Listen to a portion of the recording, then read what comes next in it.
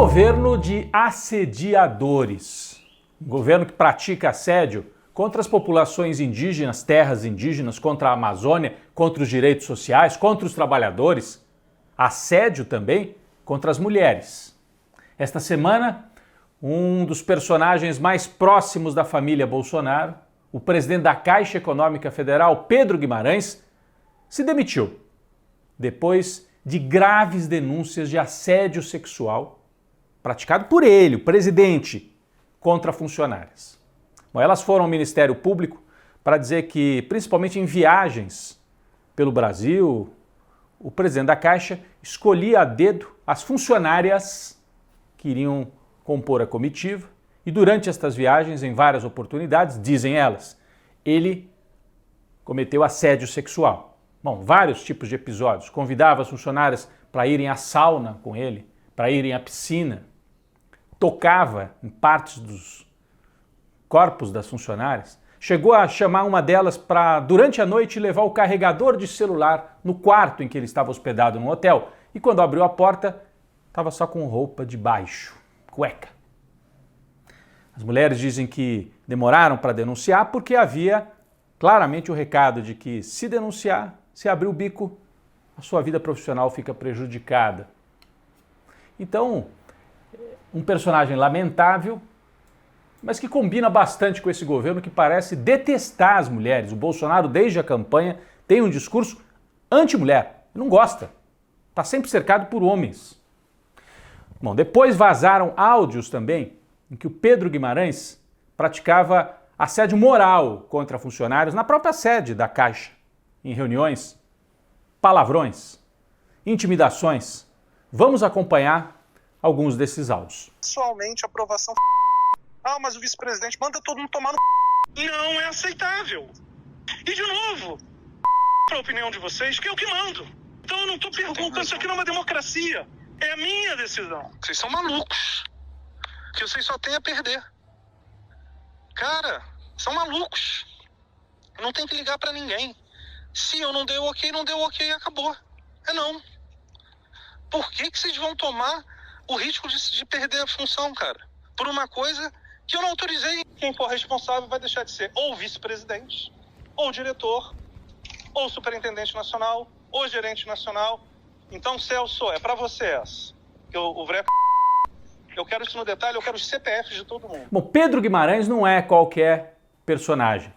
Era figura carimbada naquelas lives do Bolsonaro de todas as quintas-feiras. Numa delas, inclusive, olha, apareceu tomando copo de leite do lado do presidente, que é considerado um símbolo de extrema-direita. A extrema-direita nos Estados Unidos, na Europa, toma leite como uma espécie de símbolo de racismo, de superioridade branca.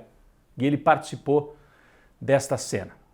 Bom, houve pressão para que ele saísse do cargo logo depois das denúncias. O Bolsonaro não demitiu, porque dizem que o Pedro Guimarães conhece segredos da família Bolsonaro. Ele foi participante da campanha, ajudou a coletar recursos, é um homem que vem do sistema financeiro. Bom, então ele não foi demitido, ele tomou a decisão de se demitir. Olhem só, Pedro Guimarães é genro de Léo Pinheiro, da empreiteira OAS. O Léo Pinheiro, quem foi? Aquele que fez a delação premiada, dizendo que o Lula, sim, queria aquele triplex do Guarujá. O único elemento que permitiu ao Moro condenar o Lula sem provas no caso do apartamento do Guarujá foi a delação do Léo Pinheiro. Coincidência, né? É sogro desse Pedro Guimarães, que é o bolsonarista agora afastado por assédio sexual da Caixa Econômica Federal. Ele é afastado, mas entra naquela lei, naquela regra da quarentena. Durante 6 meses não pode trabalhar no setor privado e continua recebendo do governo por causa disso. Bom, assédio também, por parte do governo Bolsonaro, o assédio é permanente contra a democracia. Esta semana, uma nova fala de Flávio Bolsonaro, um dos filhos do Jair, o Flávio que é o dono daquela mansão de 6 milhões de reais em Brasília, ele disse o seguinte numa entrevista a um jornal: a minha família, o meu pai não podem ser acusados de instabilidade se houver ataques às urnas, se houver. O Jair Bolsonaro é que promove isso o tempo todo, os militares próximos a ele.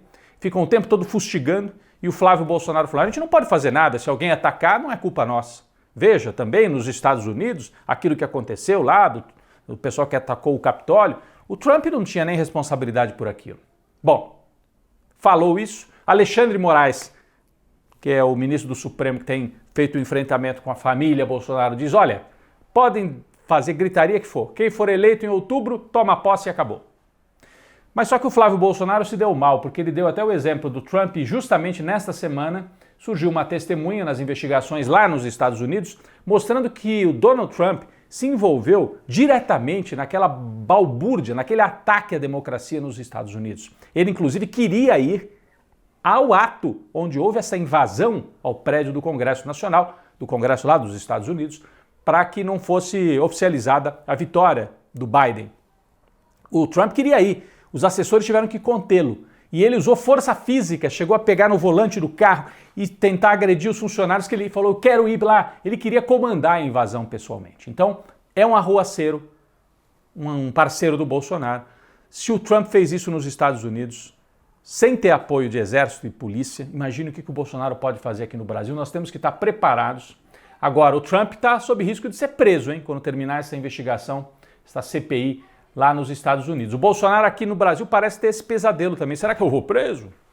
Porque essa semana ele propôs que o Brasil desse asilo à boliviana Jeanine Áñez, que deu um golpe na Bolívia, tentou ficar com o poder, sem voto, quase mataram o Evo Morales lá e o vice-presidente boliviano. Só que a Jeanine Áñez não durou um ano no cargo, depois perdeu e foi presa, julgada e presa pelo golpismo. E o Bolsonaro, precisamos dar asilo a ela. É claro que não vai ter asilo nenhum, o governo boliviano não vai rever essa condenação. Nem em São Paulo, saíram os números do Datafolha esta semana. Fernando Haddad com larga vantagem, né? Mais de 30% dos votos. E em segundo lugar, o candidato bolsonarista tem 13%, o Tarcísio. E o Rodrigo Garcia, que é outro ali de centro-direita, também tem 13%. Então pode ser que o candidato do Bolsonaro não vá nem ao segundo turno na disputa em São Paulo. É um sinal de que as coisas vão muito mal para o Bolsonaro, também nos estados. O Datena, que ia ser candidato a senador na chapa bolsonarista, desistiu. O Bolsonaro falou, tô fechado com o Datena. E no dia seguinte, o Datena falou, não, vou continuar na TV, não vou entrar, não vou correr esse risco. No campo internacional, para a gente concluir aqui esse tempero da notícia da semana, né? O G7, que reúne as principais economias do mundo, aprovou um super pacote multibilionário para as economias em desenvolvimento, para tentar competir justamente com a China. Não adianta ficar fazendo discurso que nem o Bolsonaro. O G7 quer ter dinheiro para concorrer e não permitir que outras economias caiam na área de influência da China. Por outro lado, os BRICS vão se ampliando, os BRICS, Brasil, Rússia, Índia, China, começa a incluir também Irã e Argentina. Então se compõe um outro bloco, né, em contraponto ao G7, aos Estados Unidos. Muita tensão na Europa, porque a OTAN vai dando todos os sinais de que vai ampliar, né, vai incorporar também Finlândia e Suécia nesta aliança militar do Ocidente contra a Rússia, o que deve prolongar o conflito, alongar esse conflito que tem consequências também para a economia no mundo inteiro.